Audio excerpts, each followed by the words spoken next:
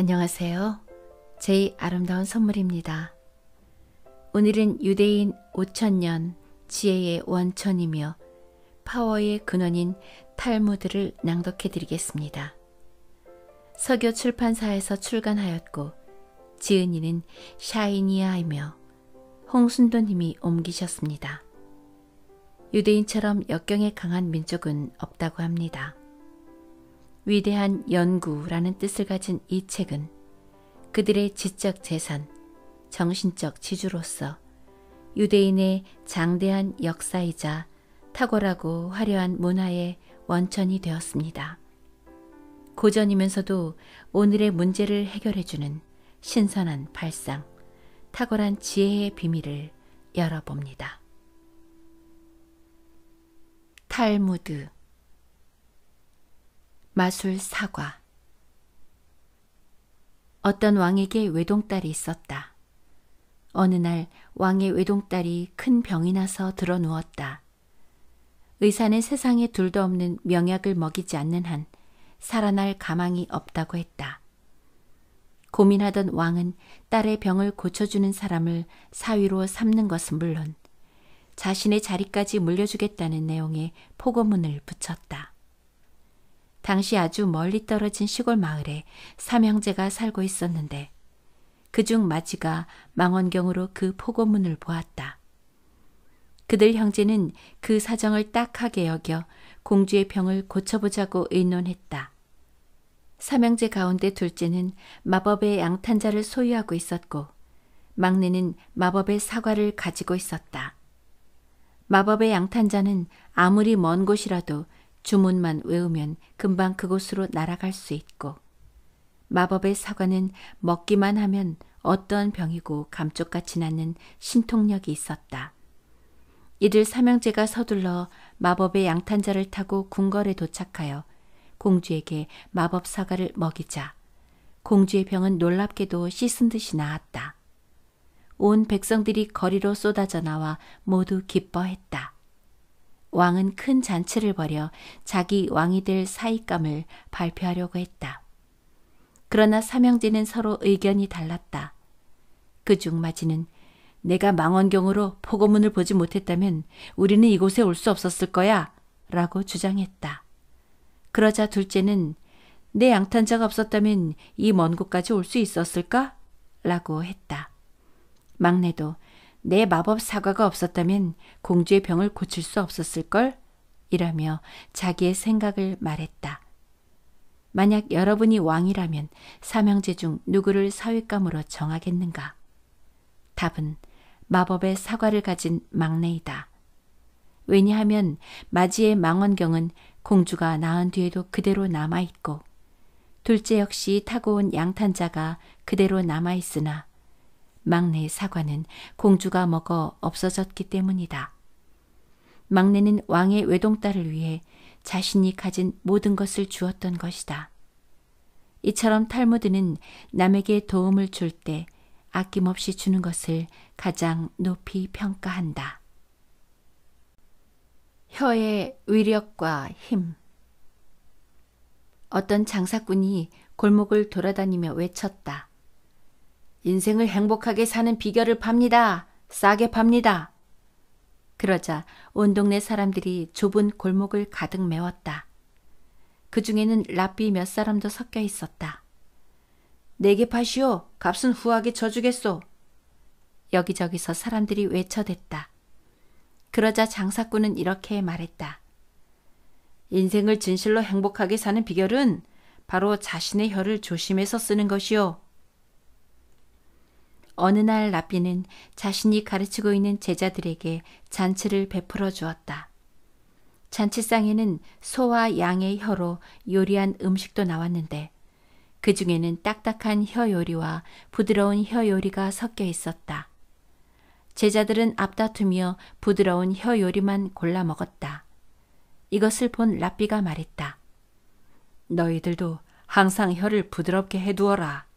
혀가 딱딱하게 굳은 사람은 남을 화나게 하거나 불화를 초래하니까. 유대교 랍비들은 말을 할 때 항상 자제해야 한다고 강조한다. 한 번 내뱉은 말은 마치 시위를 떠난 화살처럼 다시 걷어들일 수 없기 때문이다. 랍비 가말리엘이 그의 하인 토비에게 말했다. 시장에 가서 가장 맛있는 음식을 사오너라. 그러자 하인은 혀를 사가지고 돌아왔다. 며칠 뒤 랍비는 또 하인에게 오늘은 가장 맛없는 음식을 사오라고 명했다. 그런데 하인은 또 먼저 때와 같이 혀를 사가지고 왔다. 랍비는 언짢아 하며 그 까닭을 물었다. 며칠 전 가장 맛있는 음식을 사오라고 할 때도 혀를 사오더니 가장 맛없는 음식을 사오라고 했는데도 어째서 또 혀를 사왔느냐? 혀는 그 어떤 음식보다 더 달콤하지만 그 어떤 것보다 더 무서운 것이기 때문입니다. 지혜로운 사람과 동행하라. 지혜로운 사람이란 어떤 사람인가? 모든 이에게 가르침을 주는 겸손한 사람이다. 지혜로운 사람은 자신보다 더 못한 사람일지라도 함부로 대하지 않는다. 그는 친구가 말하는 중간에 끼어들지 않는다. 그는 남의 질문에 서둘러 대답하지 않는다. 그는 핵심을 물어보고 문제의 요점을 정확히 짚어낸다. 그는 먼저 알게 된 사실을 먼저 말하고 나중에 알게 된 사실을 나중에 말한다. 그는 들어본 적 없는 일에 대해서는 모른다고 솔직히 말한다. 그는 진리를 직시하고 허튼 소리를 하지 않는다. 저작물이 그의 지적 수준을 뛰어넘었다면 무엇에 비유할 수 있을까? 나뭇가지는 무성하나 뿌리가 짧고 적은 나무와 같다. 이런 나무는 폭풍우가 불어 닥치기만 하면 뿌리째에 뽑혀 날아간다. 지혜가 그의 저작물을 뛰어넘으면 이를 무엇에 비유할 수 있을까? 가지는 적으나 뿌리가 길고 무성한 나무와 같다. 이런 나무는 태풍이 불어와도 결코 흔들리지 않는다. 예언자 예레미야는 이렇게 말했다. 그는 물가에 심긴 나무와 같아 제 뿌리를 시냇가에 뻗어 무더위가 닥쳐와도 두려움 없이 그 잎이 푸르고 가문 해에도 걱정 없이 줄곧 열매를 맺는다. 이어 지혜로운 이들과 어울리는 이는 지혜를 얻고 우둔한 자들과 사귀는 자는 해를 입는다. 그렇다면 지혜로운 사람은 어떤 사람에 비유될 수 있을까?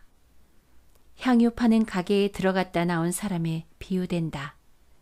그 사람은 비록 가게에서 향유를 사지 않았더라도 이미 그의 옷에 향기가 배어 있어 향기가 난다. 하지만 생선 가게에 들어갔다 나온 사람은 비록 그곳에서 아무것도 사지 않았어도 비린내가 난다. 그리고 오랫동안 비린내가 그의 옷에서 떠나지 않는다. 사자의 젖. 페르시아의 한 왕이 중병에 걸렸다. 의사는 왕에게 목숨을 구하기 위해서는 암사자의 젖을 먹어야 한다고 말했다. 왕이 신하들에게 물었다. 누가 나를 위해 암사자의 젖을 구해오겠느냐? 그때 한 사람이 앞으로 나섰다. 저에게 양 10마리만 주신다면 암사자의 젖을 구해오겠습니다. 그는 양을 데리고 사자 굴로 향했다. 암사자는 새끼들에게 젖을 물리는 중이었다. 첫째 날 그는 멀리서 암사자에게 양 1마리를 주고 지켜보았다. 암사자는 신하가 준 양을 단숨에 먹어치웠다. 둘째 날 그는 조금 가까이 다가간 뒤 또 양 1마리를 암사자에게 주었다. 이렇게 열흘이 지나자 그는 암사자와 매우 가까운 사이가 되었다. 암사자의 털을 쓰다듬고 새끼 사자들과 장난도 칠 수 있었다. 그리고 암사자의 젖을 얻는 데 성공했다. 그는 암사자의 젖을 가지고 왕에게 돌아가는 길에 잠깐 잠이 들었는데 꿈속에서 몸의 각 기관들이 다투고 있었다. 그의 발이 말했다. 다른 기관들은 나와 비교할 수 없어. 내가 암사자가 있는 곳으로 가지 않았더라면 암사자의 젖을 얻지 못했을 거야. 다 내 덕인 줄 알라고. 손이 말했다. 무슨 소리야? 내가 없었으면 누가 암사자의 젖을 짤 수 있었겠어? 눈이 말했다. 흥, 내가 길을 안내하지 않았다면 아무 일도 하지 못했을 거야. 심장이 말했다. 다 내 덕이야. 내가 없었다면 이런 계획을 어떻게 생각하고 실행에 옮겼겠어? 그때 혀가 말했다. 천만에. 내가 없었으면 너희들은 아무 소용도 없었을 거야. 그러자 신체의 모든 기관들이 혀를 비웃으며 말했다. 너 따위가 감히 우리와 비교해? 뼈도 없이 항상 어두운 입속에 숨어서 사는 네가 말이야? 이에 혀가 반박하며 말했다. 곧 알게 될 거야. 오늘 내가 너희보다 최고라는 것을 분명히 보여주겠어. 잠에서 깨어난 신하는 성으로 돌아왔다. 그는 왕 앞에 엎드려 말했다. 제가 개의 젖을 구해왔습니다. 왕은 노발대발하며 소리쳤다. 뭐라고? 감히 내 앞에 개의 젖을 가져오다니. 이 자를 당장 교수형에 처하라. 신하가 끌려가자 그의 몸의 기관들이 모두 놀라 벌벌 떨었다. 혀가 말했다. 내가 말했지? 내가 최고라고. 너희들이 나를 인정한다면 내가 목숨만은 살려주마. 몸의 다른 기관들이 모두가 혀의 말에 동의했다. 그러자 혀는 사형 집행관에게 이렇게 말했다. 대왕께 드릴 말이 남았습니다. 그는 다시 왕 앞에 끌려갔다. 왜 저를 죽이려고 하십니까? 이것은 개의 젖이 아니라 왕의 병을 낫게 해줄 암사자의 젖이 분명하옵니다. 왕의 주치의는 그가 가져온 것을 자세히 살펴보더니 암사자의 젖이라고 증언했다. 암사자의 젖을 마신 왕은 병세가 호전되기 시작했다. 이렇게 해서 왕의 병이 치유되자 신하는 큰 상을 받게 되었다. 신체의 기관들이 앞을 다퉈 혀에게 말했다. 앞으로 우리는 너를 우리 리더로 섬기기로 했어. 네가 우리보다 훨씬 위야. 이 우화는 말이 사람을 사지로 내몰기도 하고 살리기도 한다는 교훈을 들려준다. 삶에 관한 3가지 충고. 어느 날 사냥꾼이 70종류 말을 하는 새 한 마리를 잡았다. 새가 사냥꾼에게 애원했다. 저를 풀어주신다면 3가지 충고를 해드리겠습니다. 사냥꾼이 대답했다. 그 충고가 무엇인지 먼저 말해다오. 맹세코 널 풀어줄 테니. 첫째, 자신이 한 일을 후회하지 마세요. 둘째, 다른 사람이 뭐라고 하던 불가능하다고 생각하는 일이라면 애써 믿지 마세요. 셋째, 포수님이 오르지 못할 나무는 오르려고 절대 힘을 낭비하지 마세요. 이제 다 알려드렸으니 어서 저를 풀어주세요. 새의 말이 끝나자마자 사냥꾼은 약속한 대로 새를 풀어주었다. 자유를 되찾은 새는 높은 나무 위로 날아가며 이렇게 말했다. 당신은 참 멍청하군요. 자기 입속에 들어있는 귀한 진주를 알아보지 못했으니까요. 화가 난 사냥꾼은 다시 새를 잡으려고 새가 앉아있는 나무 위로 오르기 시작했다. 그러나 절반도 못 올라가서 그만 땅에 떨어져 다리가 부러졌다. 새는 그를 바라보며 비웃었다. 당신은 진짜 바보군요. 내가 조금 전 당신에게 했던 이야기를 잊어버리다니요. 자신이 한 일에 대해 후회하지 말라고 했는데 당신은 나를 풀어주자마자 후회하기 시작했어요. 그뿐만 아니라 주변 사람들이 뭐라고 하던 불가능해 보이는 일은 절대 믿지 말라고 했는데도 당신은 너무 쉽게 믿었어요. 그리고 오르지 못할 나무는 쳐다보지 말라고 했는데도 당신은 나를 잡으려고 나무에 오르다가 떨어져 다리까지 부러졌잖아요. 말을 마친 새는 어디론가 호련히 날아가 버렸다. 내일의 일을 미리 걱정하지 말라. 내일 당신에게 어떤 일이 일어날지 아무도 모른다. 내일은 돌아오지만 당신은 영원히 살 수 없으니 당신이 속하지 않는 세상을 위해 걱정하지 말라. 당신을 의심하는 사람과 의논하지 말고 당신을 시기하는 사람에게 당신 계획을 말하지 말라. 여자와 그 여자의 경쟁자에 대해 상의하지 말고 비겁한 자와 전쟁에 대해 의논하지 말라. 상인과 장사에 대해 의논하지 말고 물건을 사는 사람과 파는 값에 대해 의논하지 말라. 인색한 사람과 기부에 대해 의논하지 말고 냉혹한 사람과 선행에 대해 의논하지 말라. 게으른 사람과 일에 대해 의논하지 말고 임시 고용인과 일의 완성에 대해 의논하지 말라. 성숙하지 못한 고용인과 중요한 일에 대해 의논하지 말라. 그런 사람한테서 무슨 쓸모 있는 아이디어가 나오겠느냐. 너는 언제든지 경건한 사람과 가까이 지내라. 율법의 가르침을 잘 따르는 사람, 내 마음과 같은 마음을 가진 사람, 내가 실패했을 때 고통을 함께 나눌 사람과 가까이 지내라. 자기 자신의 경험과 내면의 소리를 잘 들어라. 그보다 더 믿음직한 조언자는 없다. 높은 탑에서 망보는 7 경비원보다도 자신의 경험과 마음의 소리가 훨씬 좋은 충고를 해준다. 그리고 이 모든 것보다도 지극히 높으신 분에게 청하여라. 그분은 분명 너를 좋은 길로 인도하실 것이다. 내 아들아, 가능한 한 겸손하게 처신하되 너 자신이 누군지 알아야 하느니라. 누가 죄 짓는 자를 변호해 주겠느냐?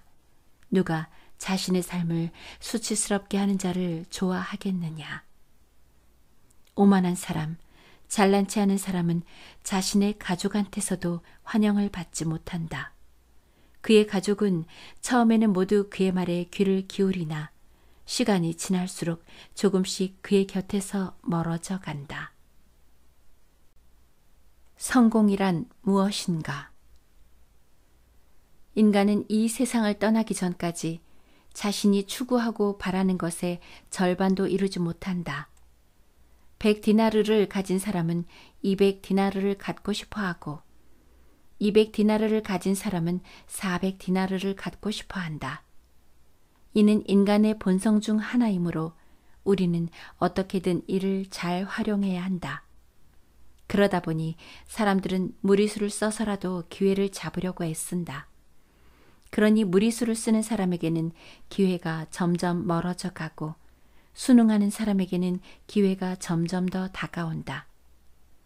한 랍비가 황급히 달려가는 사람을 보고 물었다. 무슨 일로 그리 급히 가시오? 빨리 가서 성공하기 위해서요. 그러자 랍비가 웃으며 말했다. 성공이 그대가 좇고 있는 그 앞에 있다는 걸 어떻게 아시오? 그 성공은 아마 그대 뒤에서 그대가 멈춰서 주기를 기다리고 있을게요. 성공이 코앞에 있다며 급히 달려가는 모양인데 그건 자네 뒤에 있지 않는가? 그럼 제자리에 서서 그것을 취하기만 하면 될 게 아닌가?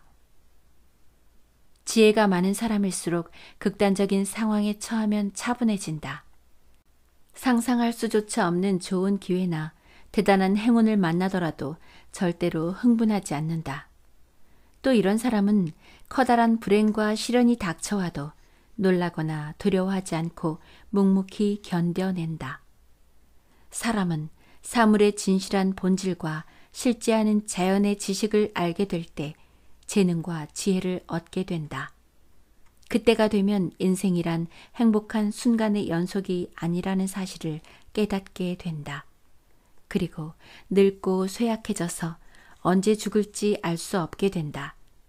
사람의 죽음 역시 다른 생물과 다를 바 없는데 무엇을 더 얻을 수 있겠는가? 그러므로 이것은 세상에서 가장 큰 고통이다. 사람은 누구나 죽음을 피할 수 없다. 그 어떤 고통도 죽음과 비교하면 매우 작게 느껴진다. 이는 틀림없는 사실이다. 따라서 어떠한 불행도 누구나 맞이하게 되는 가장 불행한 순간과 비교한다면 작게 느껴지게 마련이다. 옛날에 늙고 병든 사자가 있었다. 생식기에까지 병이 번져 있어서 그 고통은 이루 말할 수 없었다. 살 수 있을지 아니면 죽게 될지 사자의 앞날은 아무도 짐작할 수 없었다. 사자가 병들었다는 소문을 들은 천지 사방의 동물들이 문병을 왔다. 그중 일부는 사자의 병이 낫기를 바랐고 일부는 그의 고통을 보고 즐겼다. 또 다른 일부는 사자가 죽은 뒤 권력을 차지하여 밀림의 지배자가 되고 싶어 했다. 사자의 병은 날로 깊어져 죽었는지 살았는지 알 수 없을 만큼 꿈쩍도 하지 못하게 되었다. 그러자 손은 뿔로 사자의 몸을 찔러 아직 숨이 붙어 있는지를 확인하였다. 암소는 발굽으로 사자의 몸을 마구 짓밟았고 여우는 이빨로 귀를 물어뜯었다. 암양은 꼬리로 콧수염을 간지리며 사자는 도대체 언제 죽는 거야? 그가 죽으면 사자의 이름도 사라질까? 라며 빈정대기도 했다. 수탉은 부리로 사자의 눈과 이빨을 쪼아 부수었다. 이때 잠시 빠져나갔던 사자의 영혼이 그의 육체로 돌아왔다. 그는 자신의 고통을 보고 즐거워하는 동물들을 보며 한탄했다. 아니, 이럴 수가. 나를 섬기던 부하들조차 나를 멸시하는구나. 권력과 명예가 사라지니 옛날의 부하도 적으로 변한다는 사실을 왜 지금에야 알게 됐을까? 유언. 10명의 아들을 둔 아버지가 있었다. 그는 자신이 죽으면 아들들에게 한 사람당 100디나르씩 상속해 주기로 약속했다. 그런데 세월이 흐르면서 그의 재산은 크게 줄어 전 재산을 합해봐도 950디나르밖에 되지 않았다. 그는 임종이 다가오자 9명의 아들들에게 각각 100디나르씩 나눠주었다. 그리고 막내 아들한테는 이렇게 말했다. 모두에게 나눠주고 나니 나에게는 50디나르가 남는구나. 이 중에서 30디나르를 장례비로 지불하면 내 몫은 20디나르밖에 안 되는구나. 그 대신 나의 친구 10명에게 너를 잘 돌봐달라는 부탁을 해두겠다. 이들의 가치는 1000디나르보다 훨씬 클 것이니 걱정하지 마라. 아버지는 친구들에게 막내를 부탁하고는 얼마 후 숨을 거두었다. 9명의 아들들은 각자 자신의 길을 찾아 떠났다. 막내는 아버지가 남겨준 1디나르가 남았을 때 그 돈으로 음식을 차려 아버지의 친구들을 초대했다. 아버지의 친구들은 막내 아들과 즐겁게 먹고 마신 뒤 이렇게 말했다. 친구의 아들 중 이 애가 우리에게 가장 먼저 관심을 보이는군. 우리도 이 애의 호의에 보답해야지. 그러고는 막내 아들의 손에 새끼를 벤 암소 한 마리와 얼마의 돈을 쥐어주었다. 막내는 암소가 송아지를 낳자 시장에 내다 팔았고 돈을 모아 장사를 시작했다.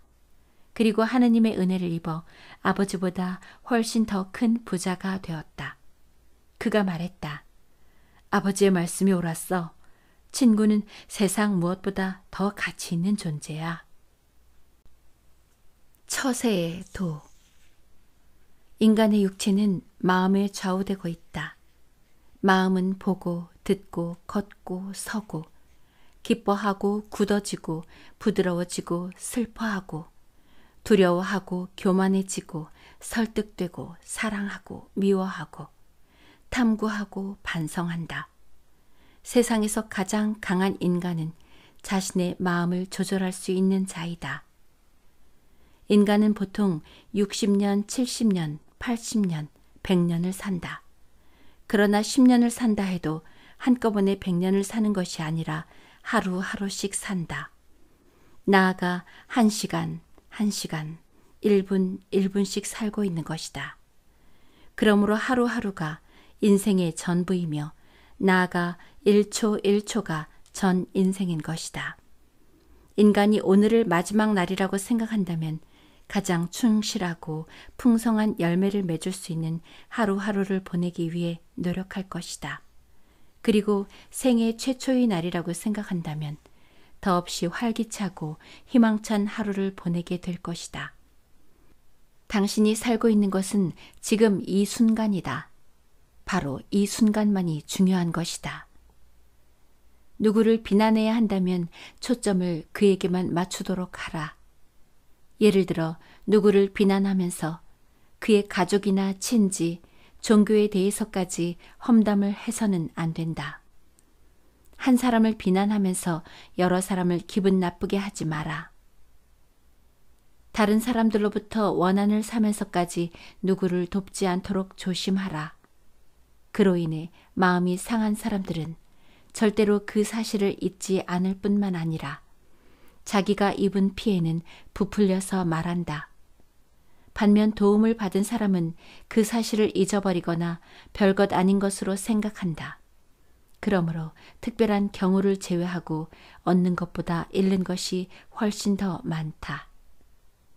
이론과 실천의 차이는 하늘과 땅만큼 크다. 너무나 많은 사람이 이론은 잘 알면서도 막상 그것을 실천하려고 하면 대체로 망설이기 일쑤이다. 그런 사람이 가진 지식은 아무리 많아도 별반 쓸모가 없다. 그것은 마치 보물을 괴짝에 잔뜩 넣어두고도 한 번에 꺼내 쓰지 못하는 물건과 같다. 아무런 계산도 없이 사랑을 베푸는 것은 자비로운 행위이며 그 행위 자체가 신성하다.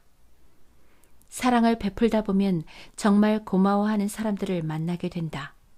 그런 사람 한 명이 세상을 변화시킨다.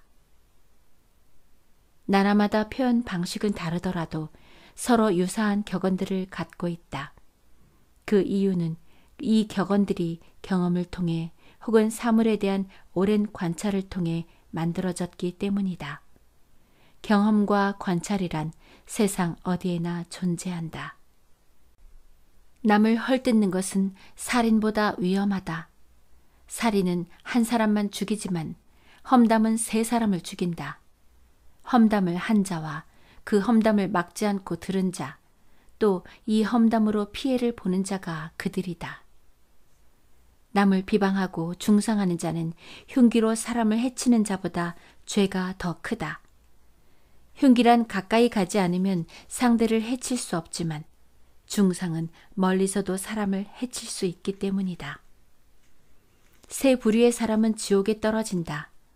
이미 결혼한 여성과 간음하는 자, 공개적으로 이웃을 비방하거나 뒷담화를 하는 자, 일보다는 술과 노름에 빠져 사는 자이다. 그러므로 공개적으로 이웃을 비방하거나 괴롭히느니 차라리 뜨거운 용광로에 들어가는 편이 낫다. 표정 관리. 고대 이스라엘에서 있었던 일이다. 연락병 한 명이 급히 사령관을 찾아와 전략적으로 매우 중요한 요새를 적에게 빼앗겼다고 보고했다. 이에 사령관은 화가 나 눈에 쌍심지를 돋우었다. 그러자 부인이 사령관을 따로 불러 말했다. 전 지금 당신보다 더 안 좋은 일을 당했어요. 그게 무슨 소리요? 당신 표정에서 당황한 기색을 읽을 수 있었어요. 요새야 싸워서 다시 빼앗으면 되지만 사령관인 당신이 흔들린다면 그것은 부대 전부를 잃는 것보다 훨씬 더 위험하단 말이에요. 여자. 착하기로 소문난 부부가 아이가 없어 이혼을 하게 되었다. 그 후 남편은 곧 재혼했는데 불운하게도 악한 여자를 만나서 악한 사람이 되고 말았다. 이혼한 아내도 곧 재혼을 했는데 그녀 역시 악한 남자를 만났다. 새로 얻은 남편은 그러나 아내를 닮아 어질고 착한 사람이 되었다. 이처럼 남자는 언제나 여자에 의해 변한다. 어느 날 왕이 느닷없이 라삐 가말리엘에게 말했다. 너희들은 하느님의 도둑이다. 성경에 이르기를 하느님은 아담을 깊이 잠들게 한 다음 그의 갈빗대 하나를 취하여 여자를 만들었다고 하지 않았느냐. 이때 라삐의 딸이 왕에게 물었다. 제가 왕의 말씀에 답해도 되겠습니까? 왕이 허락하자 가말리엘의 딸이 말했다. 간밤에 저희 집에 도둑이 들었습니다. 그런데 도둑은 은상자를 가져간 대신 금상자를 놓고 갔습니다. 왕께서는 이런 경우를 어떻게 보십니까? 그래, 그거 참 부러운 일이로다. 그런 도둑이라면 나에게도 매일 찾아왔으면 좋겠구나. 왕의 말에 라삐의 딸이 대답했다. 그렇다면 남자가 갈비뼈 하나를 잃고 자신을 떠받들어 줄 여자를 얻은 것은 훨씬 더 좋은 일 아니겠습니까? 하느님은 왜 남자의 갈비뼈로 여자를 만들었을까? 유대인들은 다음과 같이 해석한다. 하느님은 남자의 어느 부위로 여자를 만들어야 할지 오랫동안 고민했다. 여자가 오만해질까 싶어 남자의 머리로 만들지는 않았다. 지나친 호기심을 불러올까 두려워 눈도 제외했다. 남 얘기 듣기 좋아할까 두려워 귀도 제외했다. 수다 떠는 걸 좋아할까 두려워 입도 제외했다. 질투심이 많아질까 두려워 심장도 제외했다. 지나친 소유욕을 경계해 손도 제외했다. 사방으로 돌아다닐까 두려워 다리도 제외했다. 겸손하고 공손한 사람을 만들기 위해서는 반드시 남자 신체의 중요한 부위로 만들어야만 했다. 교육. 부모는 자식 때문에 발을 뻗고 편안하게 잠을 자지 못한다. 어릴 때는 질이 좋지 않은 친구들과 어울리지는 않을까. 다 자란 후에는 바른 직업을 찾아 제 역할을 하며 살 수 있을까 걱정한다. 결혼 정년기가 되면 좋은 배우자를 만날 수 있을까? 결혼 후에는 아이를 갖지 못할까 걱정한다. 이렇듯 부모의 자녀 사랑은 한도 끝도 없다. 그러나 유대인의 교육법, 즉 탈무드 교육법은 물고기를 잡아주는 것이 아니라 물고기 잡는 법을 가르쳐주는 것이다.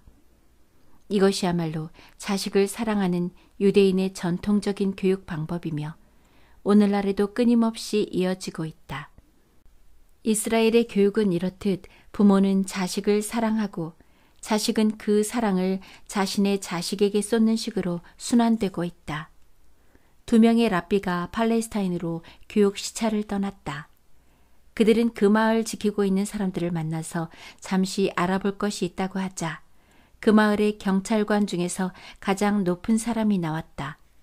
두 랍비가 아니요, 우리는 이 마을을 지키고 있는 사람들을 만나고 싶습니다. 고 하자 이번에는 마을의 수비대장이 나왔다. 그러자 두 랍비가 말했다. 우리가 만나고 싶은 것은 경찰서장이나 수비대장이 아니라 학교의 선생님입니다. 경찰이나 군대는 마을을 파괴할 뿐이고 진정으로 마을을 지키는 사람은 교육을 맡고 있는 선생님입니다. 그만큼 교육이 중요하다는 이야기로 이는 유대인이 교육에 관한 이야기를 할 때마다 자주 등장한다. 따라서 배우는 사람들은 하느님을 공경하듯 스승을 존경해야 한다는 뜻이다. 교육 2. 어떤 유대인이 창녀들이 드나드는 시장에 향수 가게를 차렸다. 장사는 제법 잘 됐다. 어느 날 외출했다가 돌아온 가게 주인은 자신의 아들이 창녀들과 어울려 시시덕거리는 모습을 보고는 버럭 화를 냈다.